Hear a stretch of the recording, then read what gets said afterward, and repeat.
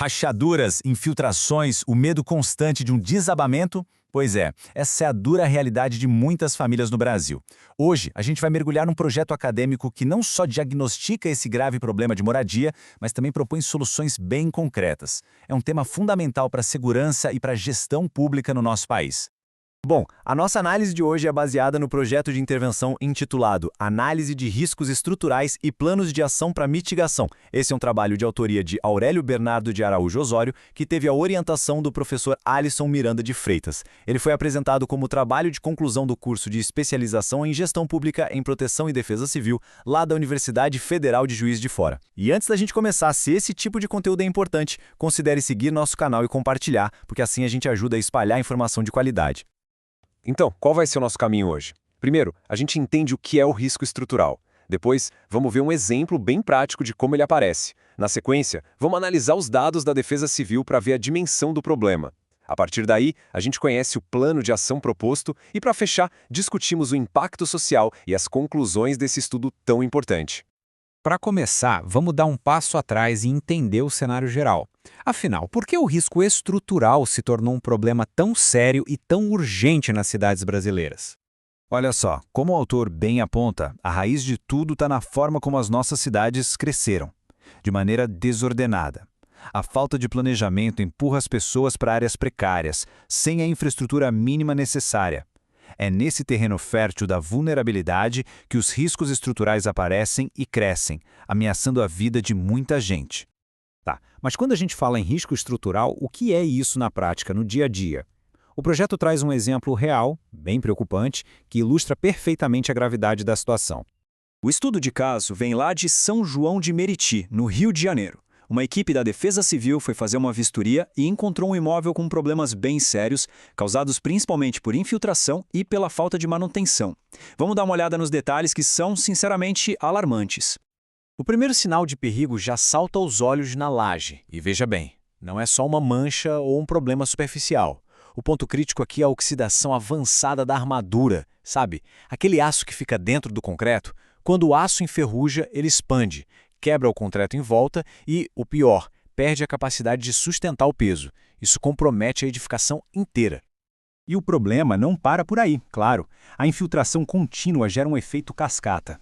A mesma água que corrói o aço por dentro também vai destruindo o reboco das paredes e do teto. Cada pedacinho que cai não é só uma questão de aparência. É um sintoma claro de que a estrutura toda está ficando mais fraca. Aí a gente chega no estágio final, que é o mais assustador. Fissuras grandes, estruturais e até partes de vigas se soltando.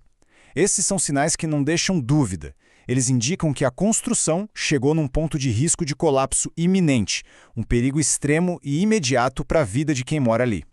Esse caso, por mais chocante que seja, infelizmente não é um evento isolado. Para entender o tamanho real do problema, o autor foi a fundo nos dados oficiais da Defesa Civil. Vamos ver o que essa análise nos conta. A análise foi feita com base em informações bem sólidas, tiradas diretamente dos sistemas oficiais da Defesa Civil. Foram usados os registros do Sistema de Niterói, num período longo de 2010 a 2024, e também dados mais recentes do Sistema de São João de Meriti, de 2024 até meados de 2025. Isso garante que as conclusões são baseadas em ocorrências reais, que foram documentadas. E os números são bem reveladores. Na comunidade de Vila Ipiranga, em Niterói, quase 16% de todos os chamados para a Defesa Civil foram por risco estrutural. Já em São João de Meriti, o índice é ainda mais preocupante, chega a quase 30%. Isso mostra que uma fatia enorme dos recursos e do tempo da Defesa Civil nessas cidades é usada para lidar com construções em risco. Mas o que são exatamente esses riscos estruturais que aparecem nos dados? Bom, o estudo detalha. São ameaças de desabamento, trincas perigosas, queda de muros, desprendimento de reboco, infiltrações graves e também os problemas ligados à ocupação irregular. Essa lista nos dá uma ideia bem clara dos desafios que os moradores e as equipes da Defesa Civil enfrentam todo santo dia. Ok, com o diagnóstico feito e os dados na mão, o projeto dá o passo mais importante. Ele avança para sua contribuição principal, que é um plano de ação para tentar quebrar esse ciclo de risco. Vamos conhecer as soluções propostas. A grande conclusão da análise é a confirmação de um ciclo de vulnerabilidade. Funciona assim: a exclusão social leva as pessoas a construírem de forma improvisada em áreas de risco.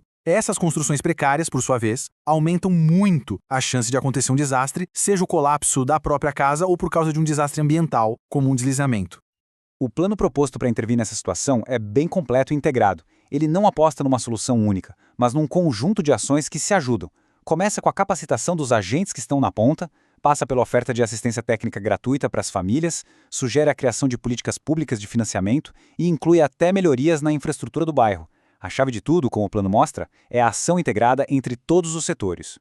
Para fechar, vamos refletir um pouco sobre o impacto que essas propostas podem ter e as conclusões gerais do autor sobre como a gente pode, de fato, construir um futuro mais seguro. Essa citação resume perfeitamente o grande objetivo do estudo. Não é só apagar incêndio, corrigir problemas pontuais. A meta é maior, é influenciar as políticas públicas, é criar uma cultura de prevenção e não só de reação. O objetivo final é construir cidades mais seguras, mais resilientes e, principalmente, mais justas para todo mundo.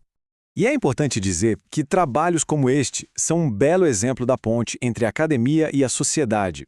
Eles mostram o compromisso de instituições como a Universidade Federal de Juiz de Fora em formar profissionais que não só dominam a técnica, mas que também têm uma visão crítica, ética e que estão preparados para encarar os desafios complexos da gestão pública no Brasil.